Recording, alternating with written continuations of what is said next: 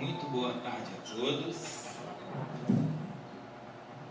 Que o Mestre Jesus, na sua luz divina, possa nos fortalecer, nos enriquecer com a luz do seu Evangelho, que através da doutrina espírita, do Espírito Consolador que aqui contém a doutrina espírita, possa nos envolver para nos sentirmos pacificados, para nos sentirmos seguros dessas verdades imortais que chegam para todos nós. Então, que essa luz bendita do Mestre possa preencher nesse momento nossas mentes e corações, sempre agradecendo a espiritualidade da casa que nos auxilia nesse trabalho ao qual é em prol dos ideais espíritas, que é o ideal do bem, que é o ideal do amor. Esse capítulo é o capítulo 25 do Evangelho segundo o Espiritismo, onde ali nós podemos adentrar com grande profundidade os ensinos contidos a esse respeito da mensagem de Jesus. E eu gostaria de fazer um convite a todos vocês no campo do raciocínio.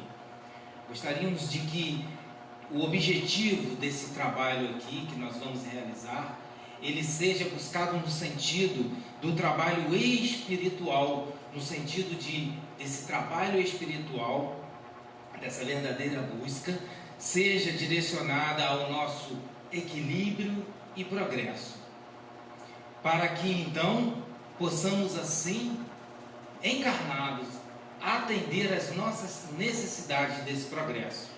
Há uma grande necessidade de nós progredirmos.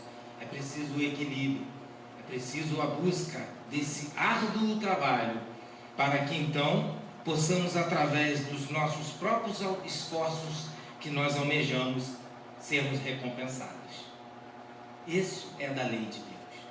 Então, que tenhamos esse raciocínio da busca desse trabalho, pois Jesus nos alertou a respeito disso, nos dizendo no seu Evangelho: meu Pai trabalha até hoje e eu também trabalho.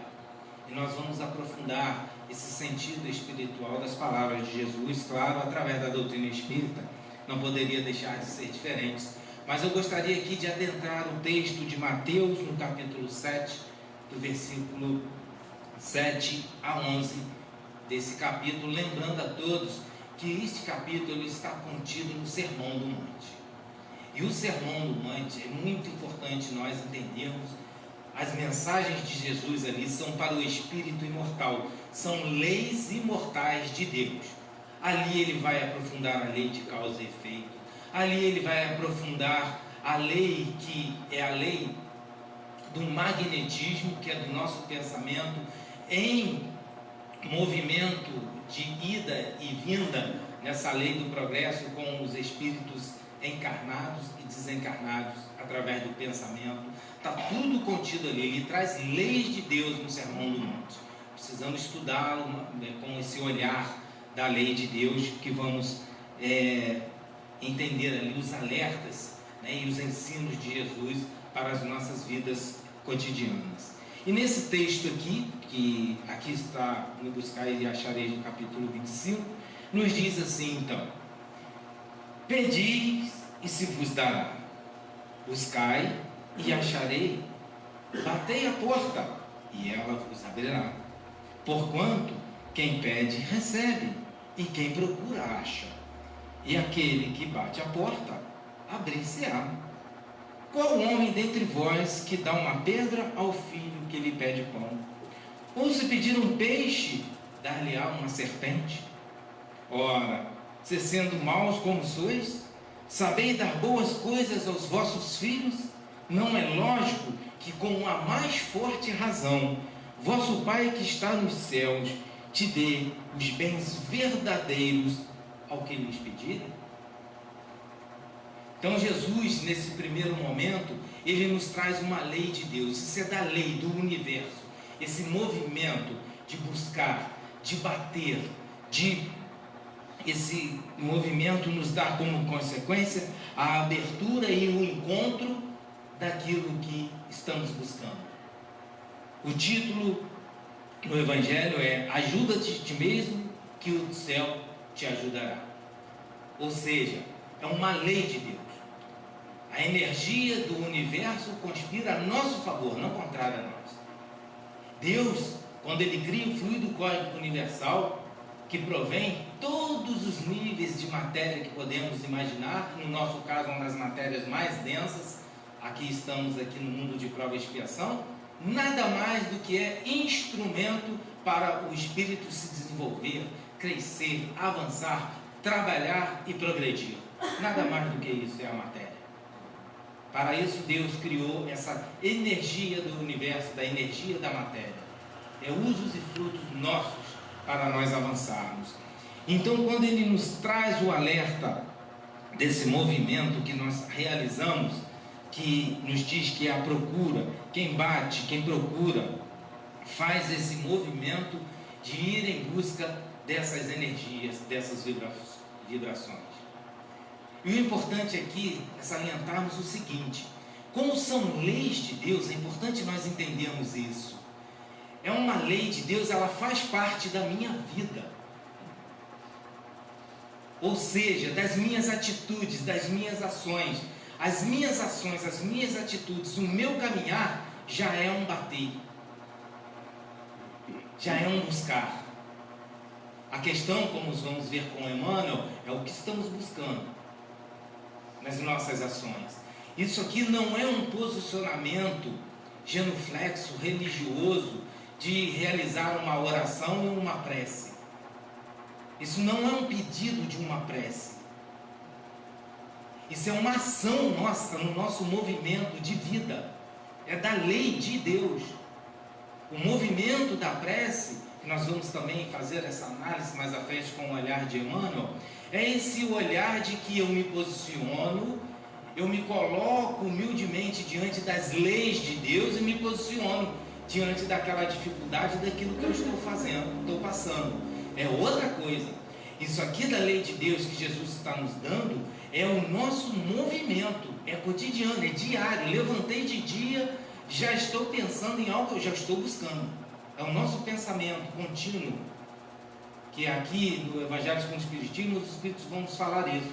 É o nosso pensamento contínuo já buscando algo, está batendo a uma porta já, a todo momento. Isso não é um posicionamento só de pararmos e orarmos, não só. Temos que estar atento a isso. Esse buscar é o tempo todo, esse bater é o tempo todo. Estamos fazendo isso agora, nesse momento. Nós estamos buscando, nós estamos batendo. E a lei também nos diz que haverá esse movimento também, dessa abertura, de chegar àquilo que verdadeiramente estamos buscando. Por isso nós falamos no início, esse trabalho é um trabalho espiritual árduo, que é a busca do nosso equilíbrio e do nosso progresso. Então é uma busca constante. E Jesus, então, além de nos trazer essa informação, Ele vai nos dizer assim: qual homem dentre vós que dá uma pedra ao filho que lhe pede pão, ou se pede um peixe, lhe dá uma serpente? Então Jesus está dizendo assim: Deus é esse Pai amoroso e justo por nós. Basta nos usarmos como Kardec, que é essa grande busca do senso moral, da razão, para todos nós. Ele é exemplo disso. Camille Flammarion, no discurso em seu túmulo, vai falar isso de Kardec, de uma característica de Kardec. Ele era o senso moral em pessoa, esse senso que busca, que quer entender. E quando ele nos diz aqui, Jesus nos diz aqui, que um pai, ele vai dar a um filho o pão, não uma pedra. Imagina Deus, que é por nós, ou que pedimos um peixe. Ou seja, Ele está nos dizendo, estamos pedindo um alimento, que vai nos dar, Senhor? Deus nos dará algo contrário a isso? Jamais. Tenhamos a certeza, tenhamos a confiança em Deus, nesse Pai amoroso e justo. Precisamos compreender essa justeza de Deus, esse amor de Deus por nós. Jamais Ele faria isso. Agora, quando Jesus nos coloca essa questão, Ele está nos dizendo assim: aquele filho que pede uma pedra, que pede um pão. Mas e o filho que pede uma pedra? ele vai receber uma pedra. É o buscar e achareis. Se em Deus busquemos o pão, Ele vai nos dar o pão, vai nos dar o alimento da alma. Agora, se buscamos a pedra, ou seja, o que simboliza essa pedra? Essa pedra, ela simboliza a dureza do meu coração, ela simboliza a dureza dos meus sentimentos. Quando Jesus nos diz, na parábola do semeador, que a semente caiu entre as pedras, chega a brotar, mas não tem raiz. No primeiro vento, na primeira intempérie da natureza, é retirado ali com raiz e tudo, ou seja, não penetrou os nossos corações, porque quando eu adentro na minha vida cotidiana, diante do que é me apresentado, aquilo que eu busco, que eu considero melhor para mim, mas que aquilo que eu considero melhor para mim me liga à ganância, ao desejo de obter, mesmo ferindo o meu próximo, que é o egoísmo, que é o orgulho, eu estou escolhendo ser pedra. E a lei de Deus permite que eu escolha a pedra. Se no momento eu estou escolhendo nessa minha caminhada, estou batendo essa porta, mas eu estou batendo a porta da serpente. A serpente, o que ela simboliza? Ela simboliza o veneno, a maledicência, a tocaia. Ela simboliza aquilo que é cruel, que eu fico à espreita nos meus sentimentos para prejudicar o próximo. Eu posso escolher isso, eu posso bater essa porta? Pode, a lei permite. Mas existem as consequências. E as consequências, como vai nos dizer Emmanuel, é o sofrimento e a morte. Ele é duro, ele é firme nas suas palavras, mas é a verdade, é a lei. É isso que Jesus está trazendo para a gente. O Pai vai nos oferecer aquilo que é de melhor, mas nós precisamos buscar o melhor. Nós precisamos adentrar o reino de Deus, a busca no reino de Deus, fazendo esse movimento aqui que é da lei, mas isso é um movimento cotidiano. Não é um movimento que eu tenho que fazer só quando eu estou adentrando a casa espírita, que é o nosso caso, nossa casa religiosa. Não é esse movimento. O movimento que Kardec propõe a todos nós, e ele chama a atenção dos espíritas, na revista Espírita sobre isso, é o nosso movimento lá fora, eu mudando meu hábito, meu condicionamento para melhor. É isso o propósito da doutrina espírita. Que eu me melhore, que eu busque o melhor diante desse progresso e desse equilíbrio. E isto dá trabalho, muito trabalho, um árduo trabalho, porque é um trabalho íntimo. Ele vai nos dizer assim: ora, sendo maus como sois, ou seja, somos imperfeitos, estamos numa prova e expiação, com tremendas dificuldades de entender o amor, nós não entendemos ainda o que é o amor de Deus, o amor de Cristo por nós, ficamos vagueando a mente, buscando esse entendimento. Ele nos diz: saber das coisas boas aos vossos filhos. E não é lógico? E com a mais forte razão, usando a lógica e a razão, simplesmente isso, para entendermos que o Pai que está nos céus vai nos dar os bem verdadeiros que nós vamos pedir. Nós temos que pedir, mas aí eu preciso pedir isso, mas não em palavras. Palavras é bonito, eu falar aqui, eu estou aqui falando. Isso é muito bonito, eu faço poemas, versos, lindos. Vou buscar aí a doutrina espírita, então, faço poemas lindíssimos, se tiver essa capacidade intelectual. Mas eu realizo isso, é o movimento do bem verdadeiro, isso é o bem verdadeiro. É a ação de uns para nós com os outros. Do ponto de vista da terra, então, os Espíritos nos dizem no item 2, buscais e achareis, é análogo a esta outra. Ajuda-te a ti mesmo, que o céu te ajudará. É aquele movimento do universo. Ou seja, eu estou buscando, estou agindo no bem, estou me colocando, me posicionando para que o bem ocorra.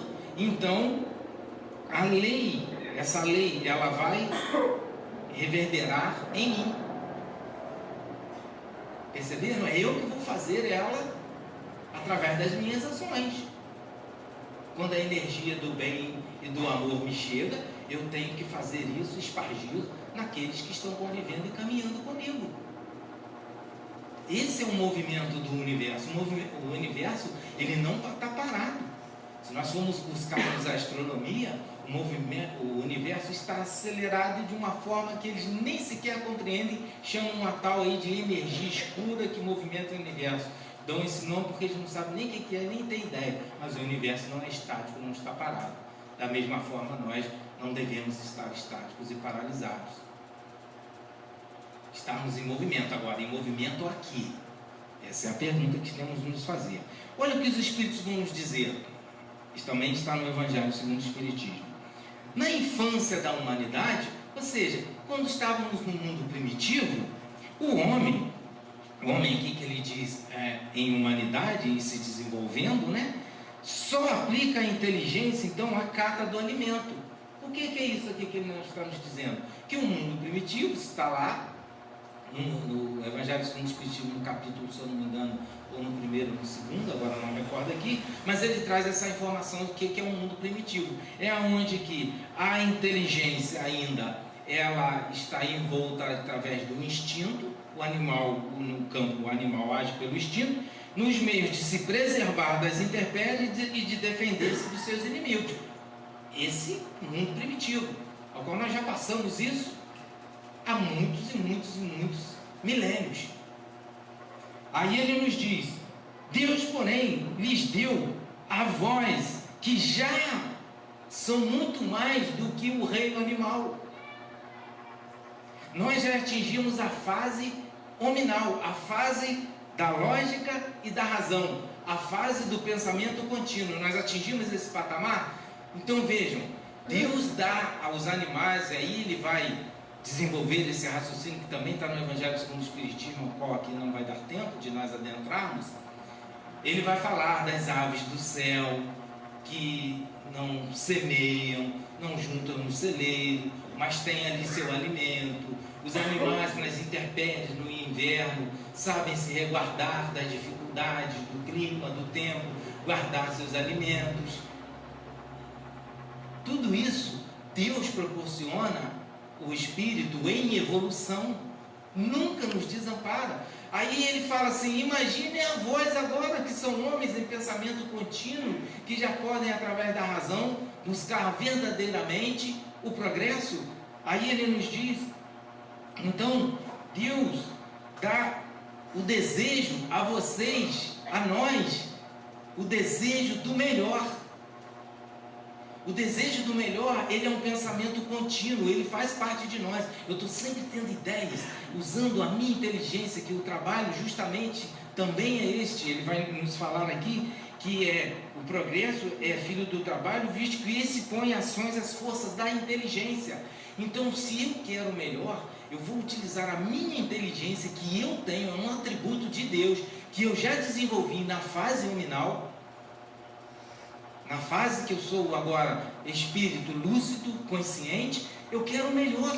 Isso faz parte de mim. Esse é o ego. O ego, ele é maravilhoso. Ele faz que eu tenha o desejo de buscar o melhor. E nesse melhor, então, Deus nos dá imensas as providências divinas para que nós possamos alcançar. São milhares de possibilidades, nos diz Emmanuel, a possibilidade de nós alcançarmos esse objetivo da nossa grande evolução. E é esse desejo, então, que impele a pesquisa dos meios de melhorar, então, sua posição que leva a descobertas, que leva às invenções, que leva ao aperfeiçoamento da ciência. E a ciência nada mais é do que a busca do conhecimento para lhe proporcionar o que lhe falta. Perceberam a ideia do Espiritismo para a ciência? A ciência que corrobora com a nossa evolução, o nosso progresso. Não essa ciência materialista. Kardec fala isso, não são minhas palavras. Kardec fala: essa ciência materialista aí, o Espiritismo não precisa dela não. Muito obrigado, tchau e benção. Agora, a ciência que nos faz que busquemos o progresso, um entendimento da minha vida, para que eu possa buscar esse equilíbrio e esse progresso, essa ciência sim, nós temos que buscar, vai fazer que eu tenha novas ideias, vai fazer que eu elabore, busque, bata essa porta, para que ela possa se abrir, e eu me movimentando através dessas buscas, com certeza, isso é da lei de Deus, nós vamos encontrar o grande progresso da humanidade, que a humanidade precisa, que ainda rejeita, que é o Evangelho de Jesus, que é o progresso, porque quando ele nos chama para o reino de Deus, o reino de Deus é o nosso ápice, é o nosso alcance máximo, é espírito puro, alcançamos ser espírito puro, o grande progresso de todos nós, a humanidade, que nós ainda não estamos buscando em humanidade, essa é a grande verdade. Por isso tanto sofrimento, por isso tanta intempérie da natureza. Precisamos, como humanidade, nos avaliar melhor, olhar as nossas ações, olhar cada um de nós verdadeiramente no campo diário o que estamos buscando, onde eu estou direcionando as minhas preces e orações, mas não preces e orações estáticas, mas dinâmicas. É o estado de prece. O Chico Xavier, quando ele ia realizar o trabalho, claro que quando nós chegamos aqui, adentramos a casa, nós nos unimos ali no início do trabalho, fazemos uma oração, agradecemos a oportunidade, pedimos a ajuda espiritual e nos colocamos ao trabalho. Claro, é uma prece que vai reverberar numa ação. Chico Xavier, quando as pessoas chegavam para ele, ali necessitados de alimento, das suas dores, chegavam na frente dele, pediam socorro, Chico falava assim: não, senta aí, fica quietinho agora, que eu vou orar por vocês, eu vou fazer uma oração para vocês, aí vai sanar isso tudinho, que eu vou fazer uma prece de oração. Era isso que ele fazia? Não, ele era chamado de estado de prece. O que é esse estado de prece? É o estado mental, é você estar em prece, quer dizer, as suas ações são no bem o tempo todo. Chegava ali aqueles doentes, os necessitados, e ele acolhia todos, abraçava, chorava junto. Aquela dor daquela mãe, ele não chegava lá e falava: não, mãe, não chores mais, tá lá, tem a existência após a morte, depois vai encarnar novamente. Nada, ele abraçava, chorava junto, sentia aquela dor junto, e aquilo consolava aquela mãe, e ela se sentia aliviada, só nesse gesto. E esse é um estado de prece, porque nós ainda somos condicionados quando vemos uma matéria, por exemplo, na televisão, aí vemos aquelas tragédias, né, que nos afligem, aí nós falamos: meu Deus, que violência está na nossa sociedade, vou fazer até uma oração aqui: Senhor, acabe com a violência dessa sociedade, para que ela possa se pacificar e tal. Aí fiz até a oração aqui, beleza, ótimo, a oração era importantíssima. Saí, fui na rua, vou fazer uma tarefa. Aí eu chego na rua, me passa alguém simbolizando essa miséria que eu acabei de ver na televisão e me pede alguma coisa. Aí eu olho para essa pessoa e falo: ah, pelo amor de Deus, você é jovem, tem forças, olha, vai trabalhar. Eu trabalhei minha vida toda, se eu trabalhei, você também pode trabalhar. Vai se capacitar, vai buscar algum trabalho, vai estudar, você está fora da escola. Isso está de acordo com a oração que eu fiz? Se eu pedir para que Deus amparasse, auxiliasse todos esses irmãos vivendo na criminalidade, e que me chega eu chego para ele, mando ele trabalhar, vai buscar um trabalho. Eu trabalhei, você também tem que trabalhar, eu não estou aqui para sustentar vagabundo. Ele sai dali com um sentimento de revolta, porque ele se sente um réprobo da sociedade, é assim que eles se sentem. Eles são os invisíveis, Emmanuel vai chamar ele dos invisíveis da sociedade. Na primeira oportunidade, naquela raiva, ele tendo posse de uma faca ou de uma arma, ele vai assaltar alguém.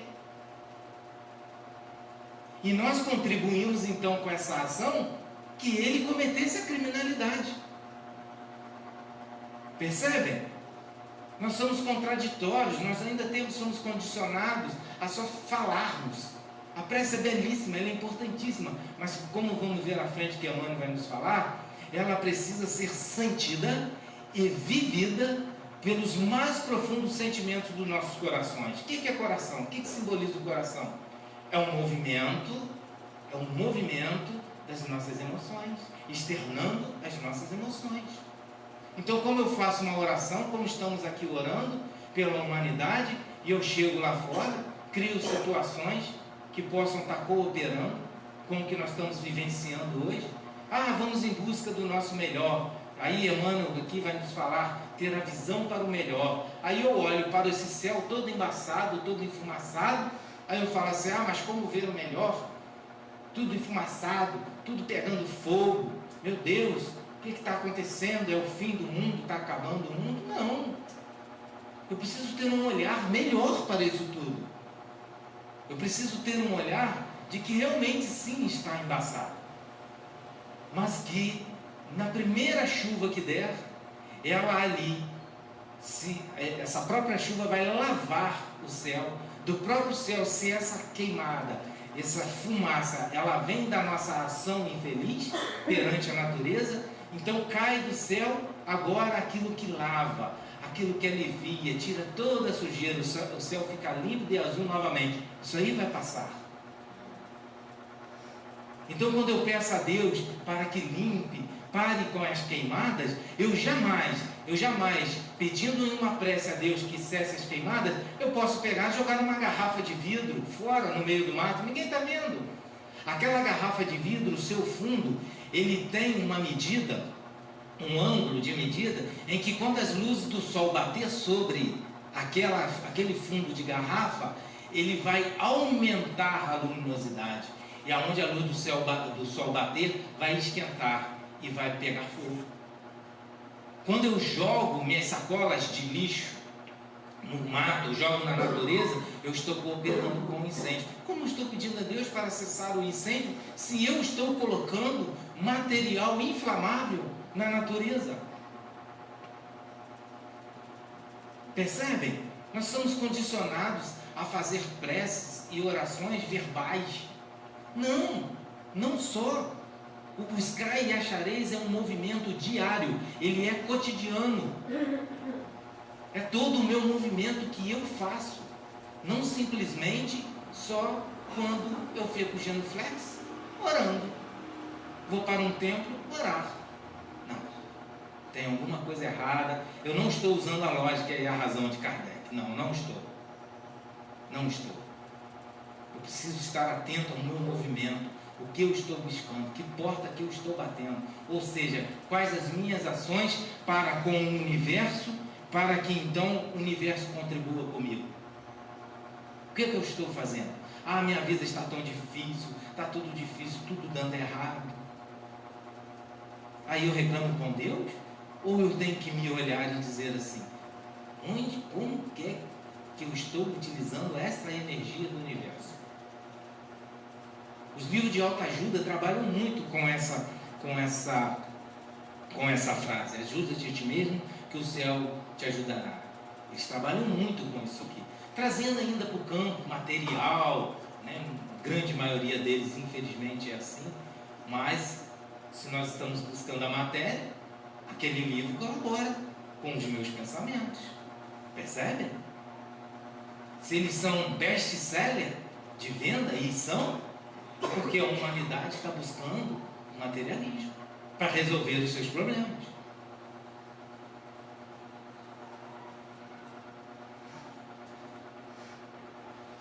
Os espíritos não vêm isentar, isso está no Livro dos Médiuns, na segunda parte, no capítulo 26, os espíritos não vêm isentar o homem da lei do trabalho. Que muitos dizem, não, é só ler o Livro dos Espíritos, essas respostas estão tudo lá, a gente vai ler, vai entender tudo. Pleno engano. Informações contidas ali, grandiosas, mas que precisamos adentrar o espírito da letra, senão nós matamos o Livro dos Espíritos, se nós ficarmos literal, só lendo. E já li o Livro dos Espíritos 5 vezes. Você matou o Livro dos Espíritos 5 vezes. Nós temos que estudar, temos que buscar. Não veio isentar o homem da lei do trabalho. Veio unicamente mostrar-lhe a meta. Aí sim. Isso a gente entende. Se nós pegarmos o Pentateuco kardeciano, nós vamos analisar ali, opa, peraí, tem um objetivo aqui, um fim aqui, que é essa meta, que é alcançar o quê? Os ensinos de Jesus. Kardec, ele é tudo voltado aos ensinos de Jesus. Ele não foge em nada dos ensinos de Jesus. O problema é o movimento espírita. Não Kardec e a doutrina espírita. É o cristianismo redivivo, sendo revivido aqui entre nós. E nós estamos nos desvirtuando novamente, como fizemos outrora, que se não cumpre então essa meta, para atingir o quê? O caminho que essa meta conduz. Ah, eu tenho uma meta, tem. E quando eu chegar, ela me conduziu a um caminho, ela me conduziu a um propósito, que é equilíbrio e progresso. Mas isso é o meu trabalho, que eu vou fazer através da minha inteligência, que é um atributo de Deus que eu tenho em mim desde que eu fui criado. Que muitos de nós falamos assim, ah não, fomos criados simples, ignorantes, não sei nada mesmo. Não, mas você é uma semente. Por isso Jesus vai fazer sempre a analogia, a metáfora da semente. Se nós pegarmos uma semente aqui e agora, de uma árvore frutífera que nós conhecemos, uma macieira, uma laranjeira, vamos pegar aqui agora, imaginemos uma semente aqui. Eu seria capaz de olhar essa semente e dizer assim, olha, aqui vai sair uma árvore com 1.200 folhas e vai dar uns 500 frutos. A nossa ciência consegue fazer isso? Isso somos nós. Por isso Jesus nos assemelha a esse grão pequenino da semente. Porque nós temos todos os atributos da divindade, mas estão enclausurados, fechadinhos. Nós que vamos desenvolver, eles vão mostrar o caminho. E nós, nesse processo evolutivo, nós vamos desenvolver isso. Dentro da minha simplicidade, dentro da minha ignorância, ao qual eu fui criado, mas cheio dos atributos de Deus. Somos imagem e semelhança de Deus nesse sentido, gente. Não no sentido dessa forma, me perdoe, a gente está aqui nessa forma humana, nesse mundo belíssimo, estamos aqui encarnados, batalhando, mas essa forma, os Espíritos vão dizer assim, essa forma de vocês aí é uma das mais atrasadas que tem no universo. Essa aqui não é a forma da angelitude. Estamos enganados. Percebem? Imagem e semelhança de Deus nos seus atributos. E Ele nos fala, então, ande e chegarás. Se movimente. Não fique paralisado. Não fique ocioso. Porque o que acontece conosco? A gente vai em busca da informação, cruzamos o braço e ficamos ali esperando alguém interpretar, ensinar. Eu não ando, eu preciso me movimentar mentalmente, buscar, querer entender. Claro, não vou entender sozinho, tenho dificuldade, natural, é assim mesmo. Eu preciso de ajuda, busquemos essa ajuda, oremos a Deus e essa ajuda vai chegar. Então ele nos fala, toparás com pedras. Você então, com sua inteligência, você vai olhar e vai ver como você vai tirar essa pedra, essa dificuldade do seu caminho. Você mesmo vai tirar. E nós, espíritos, amigos, lhes daremos a força necessária, se quiserdes a entregar. Ao livre-arbítrio aí. Eu posso querer a pedra, não foi isso que Jesus nos falou? Se eu pedir pedra, ou seja, sentido de endurecer meus sentimentos pela ganância, pela posse, por não querer ouvir o próximo. Eu tenho formações acadêmicas que você está falando não tem sentido nenhum, se coloca soberano, e como diz os amigos espirituais no Evangelho, não querem nem saber de Deus, porque já entendem, se acham que entende o universo e diz, o universo não precisa de Deus para existir. Cometemos esse desatino, meus irmãos, em pleno século XXI, cometemos esse desatino dessa fala infeliz. Percebem? Do ponto de vista moral, então, as palavras de Jesus, então, Pedi a luz que vos clareais. Então eu tenho que pedir uma luz. O que é essa luz? A luz é o conhecimento. Buscareis a verdade, e a verdade vos libertará. Que verdade é essa? É a minha verdade? Claro que não. A minha verdade é limitada. Qual que é a minha verdade? A minha verdade é essa construção que eu tenho nessa vida aqui. Dos amigos, do meu trabalho, do que eu vivo, dos meus desafios. Essa é uma verdade? Não. Isso é passageiro, é ilusório. Eu não sou isso. Eu estou vivendo isso para aprender alguma coisa, para me ressarcir com a lei de Deus. Tudo bem, mas eu não sou isso. Eu estou nesse processo. A verdade, ela é imortal. Ela é essa verdade que Jesus traz no Sermão do Monte. A verdade do Espírito imortal. É essa que eu tenho que buscar e que vai então clarear meu caminho. Que caminho? O caminho da matéria? Não. Meu caminho espiritual. Percebe? E vos será dada essa luz. Não será negado. Porque é da lei de Deus. Isso é lei.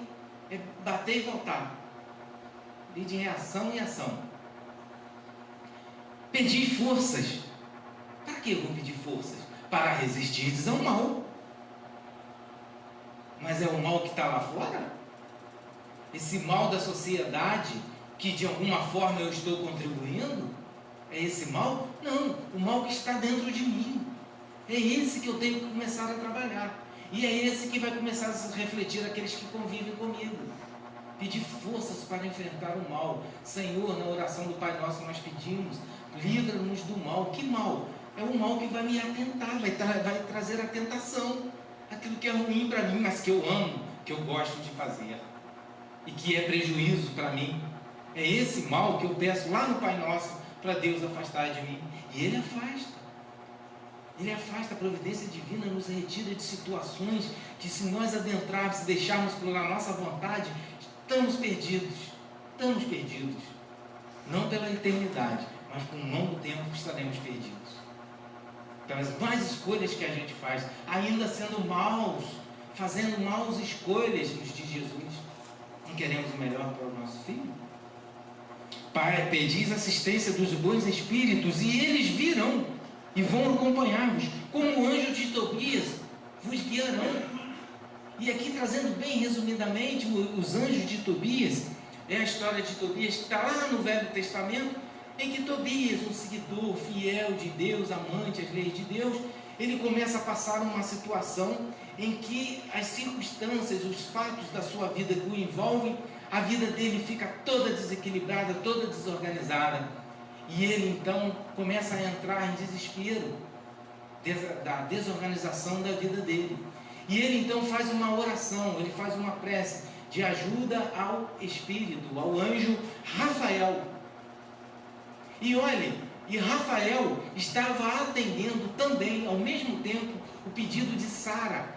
Sara estava diante de uma situação também tenebrosa, uma seguidora também das leis judaicas, das leis dos hebreus, vivenciando as leis de Deus, mas passando uma dificuldade tremenda.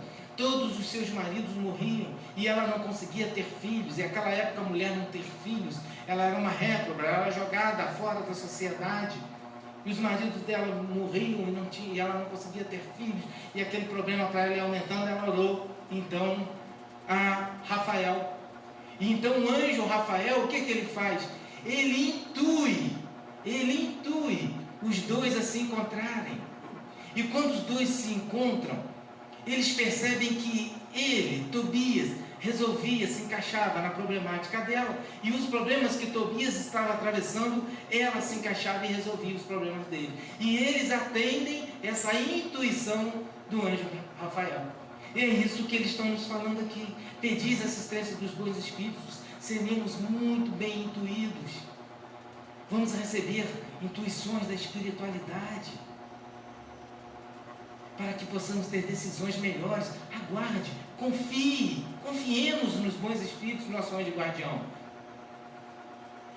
E como ele atuou aqui?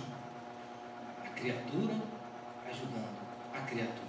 Ele não se materializou e falou: Tobias, vem cá, meu filho, eu vou te ajudar, ó, vai por esse caminho, vem cá, Sara.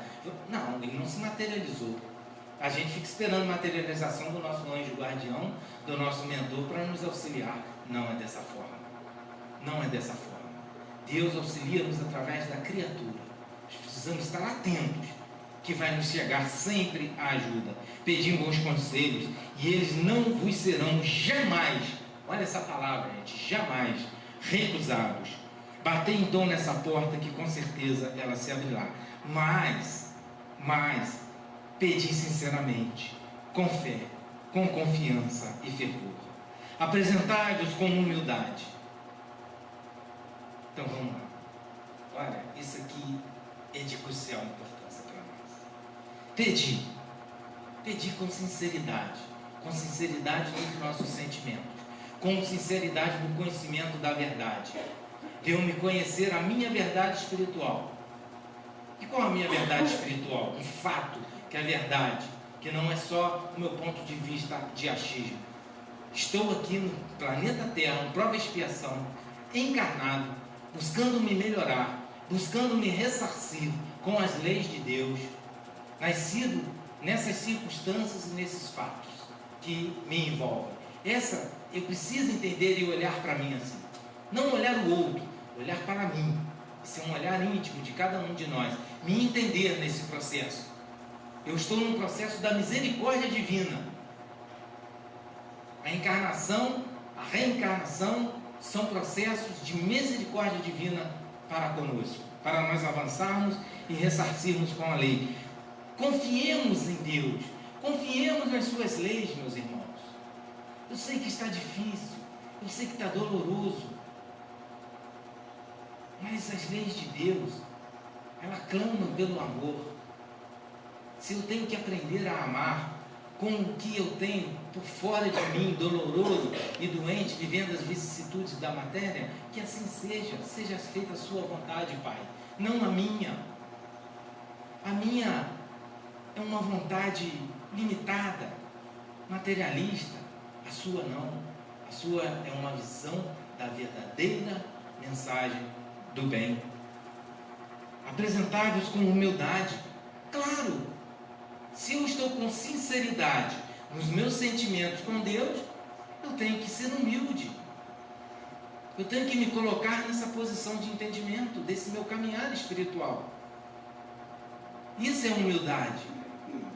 A humildade é eu ter essa aceitação, é ter essa abnegação, esse devotamento, essa obediência à lei de Deus. Obediência e devotamento, nos dizem os Espíritos, é crucial para nós vivermos a humildade e nossa sinceridade para com Deus. Cheio de orgulho, cheio de arrogância, aí não. Aí sereis abandonados às vossas próprias forças, e as quedas que derdes serão castigo do vosso orgulho. Tal o sentido das palavras: buscai, acharei, bateis e abrir-vos-á. Perceberam? Esse bater, buscai, achareis e vai se abrir também no castigo e no orgulho. No movimento de eu querer ser serpente e no movimento de eu querer ser pedra. Eu não quero o pão da vida.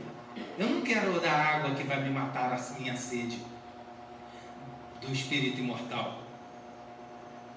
Percebem a mensagem dos Espíritos para nós? Emmanuel, no Fonte Viva, ele vai nos dizer assim, na lição 113: buscai o melhor. Buscai o melhor.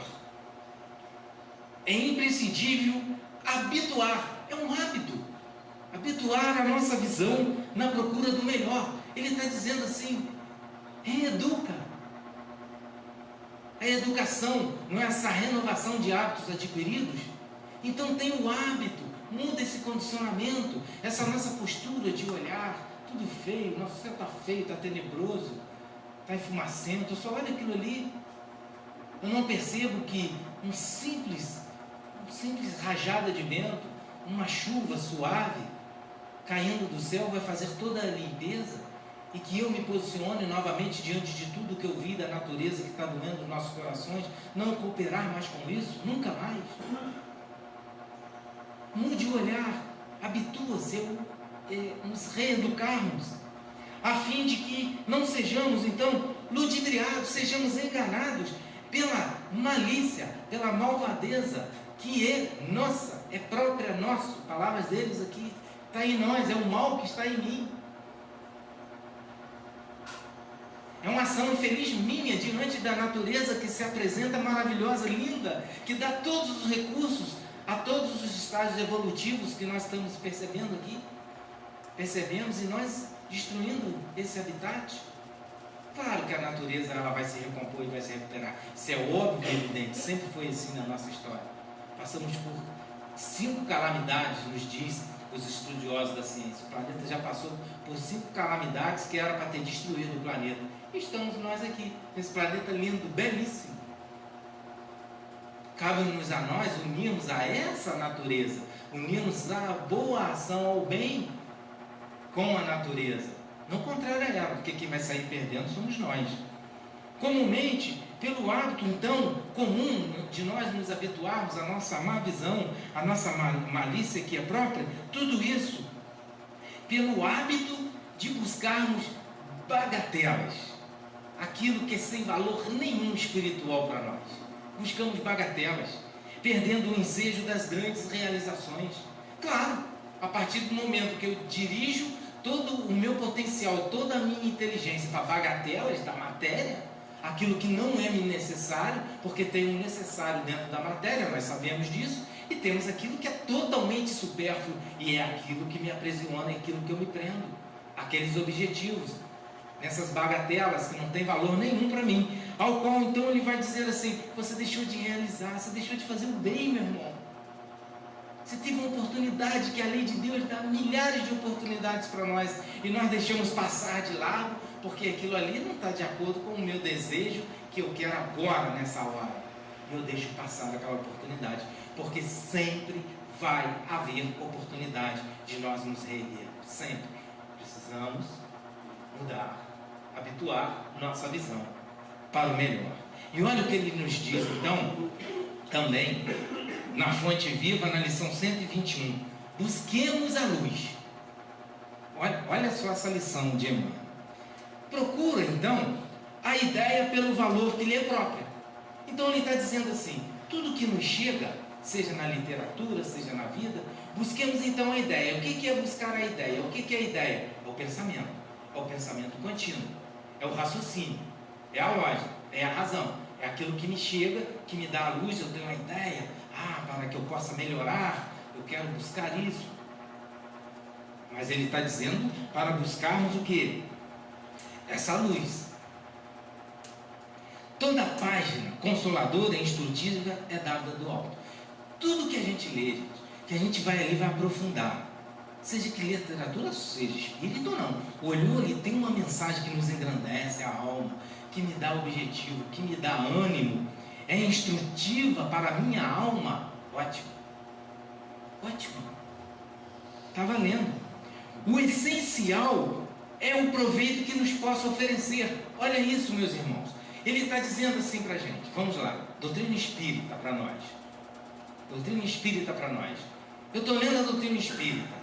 A doutrina espírita me dá essa meta, me dá esse direcionamento, me dá esse objetivo, enfim, para o meu melhoramento espiritual, o equilíbrio do progresso, o bem usar da inteligência. Ou seja, tudo aquilo que está na doutrina espírita, que eu vou ler, eu estou num momento de uma perda de um familiar, eu passei por isso com minha família. Momentos dificílimos, duros, de profunda tristeza. Eu preciso da consolação espírita, eu preciso buscar a doutrina espírita no que ela ali me consola, no que ela traz um reconforto para a minha alma, diante daquilo que é tão sofrido, diante da doença, diante da dor, do sofrimento, ao qual nós buscamos na doutrina espírita. Aí eu vou me prender na doutrina espírita em questionamentos que fulano é a encarnação de Beltrano. Aí eu fico nessa discussão de fulano é a reencarnação de Beltrano, fazendo inimizade dentro do movimento espírita por isso. E o que me interessa para minha evolução espiritual que fulano foi Beltrano? Que eu estou discutindo com o meu amigo de caminhada que eu devo amar, amai-vos e instruí-vos, essa indicação do Espírito e verdade, mas não, eu amo, ele pensa diferente de mim, porque para mim fulano é Bertano e ele não acha que não é. Isso consola o que em mim? Diante de uma dor, de uma perda, de uma dor da doença terrível, de um câncer, estou vivenciando um tumor, aí alguém me abraça, não, vale, fica tranquilo, ó, fulano é Bertano. Fulano é Bertano? E daí? Isso me ajudou em quê? Que discussão que o próprio Emmanuel vai falar aqui, eu vou usar da palavra dele, isso é uma bagatela. Isso é um desperdício de energia dentro da doutrina espírita. Porque ele está dizendo, é essencial o proveito da informação espírita para lhe oferecer o proveito para o progresso, para o uso da inteligência, para o uso da razão, para voltarmos os nossos sentimentos para o melhor. Não para aquilo que é bagatela. Dentro do movimento espírita, hoje, nós estamos voltando o nosso pensamento para bagatelas. Dentro desse raciocínio da vida após a morte, nós conseguimos, através do nosso olhar doentio, buscar bagatelas no mundo espiritual. Não aquilo que eu olho, como nos traz Kardec, no céu e inferno, para nós olharmos aquelas lições e dizermos assim, nossa, se eu me comportar dessa forma, nossa, se eu me suicidar, nossa, se eu fizer isso, utilizar da maledicência, olha a minha situação no plano espiritual, é isso é proveito.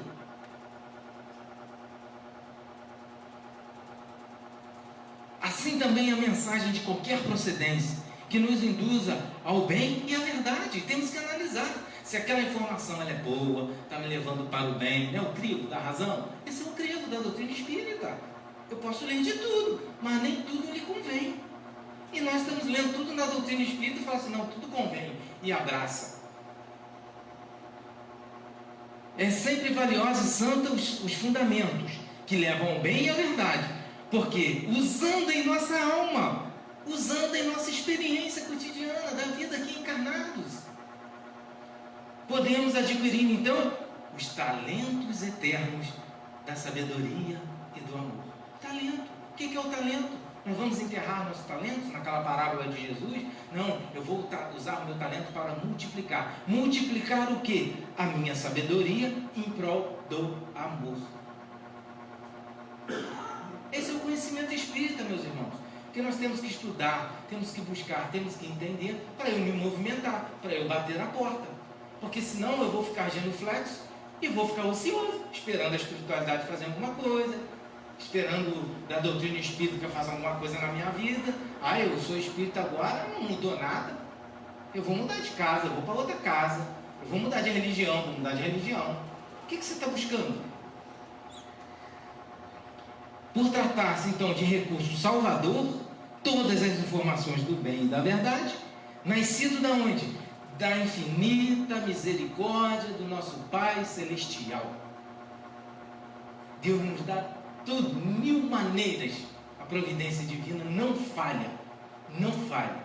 O problema é que nós não estamos habituados a olhar para a providência divina. Busquemos a luz onde se encontre a treva. E então a treva não nos alcançará. Não te deixes abater, meus irmãos.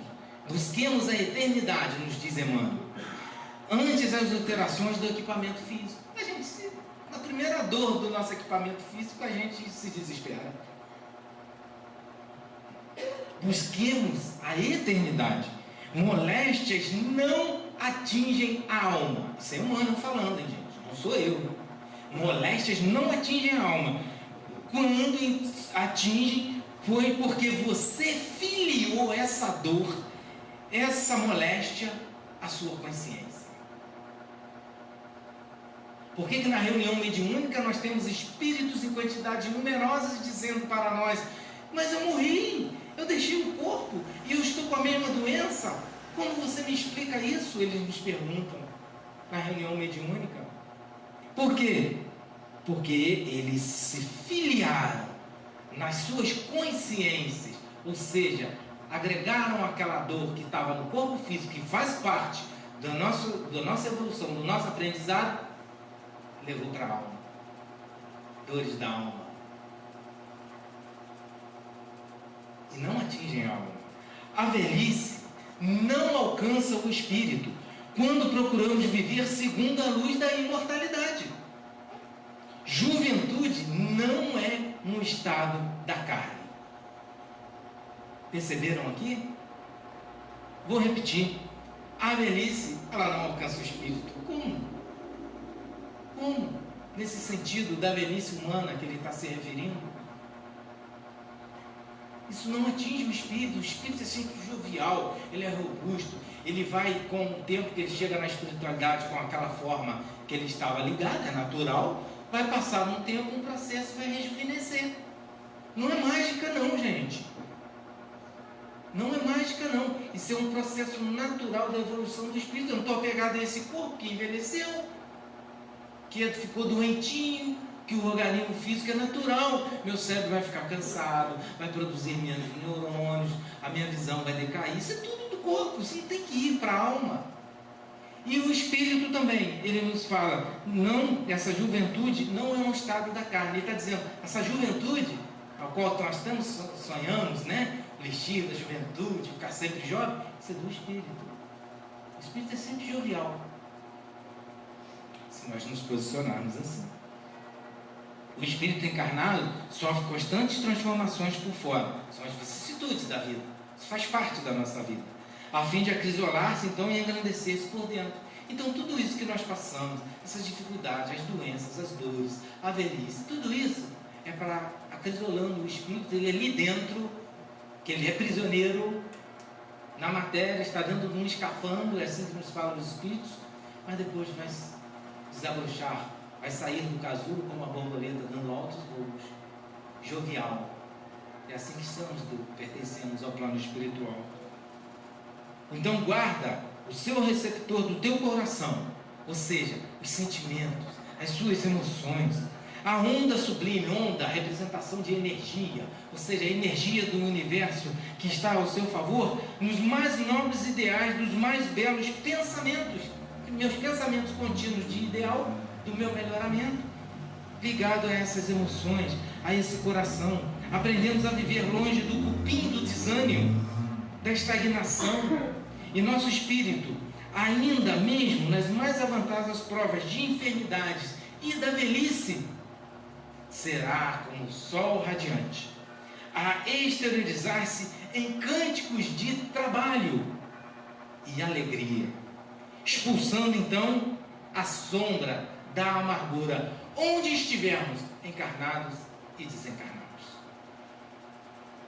Que possamos abrir, meus irmãos, as nossas mentes e corações a esse trabalho, o uso da inteligência, em busca dessa porta que vai se abrir, daquilo que verdadeiramente vamos encontrar. Mas é primordial que procuremos o Evangelho de Jesus, porque é Ele, através da criatura humana, que nos chega, que vai nos consolar e vai nos dar todas as possibilidades, através da providência divina, de alcançarmos o tão prometido e sonhado reino de Deus em nossas vidas. Muita paz, meus irmãos.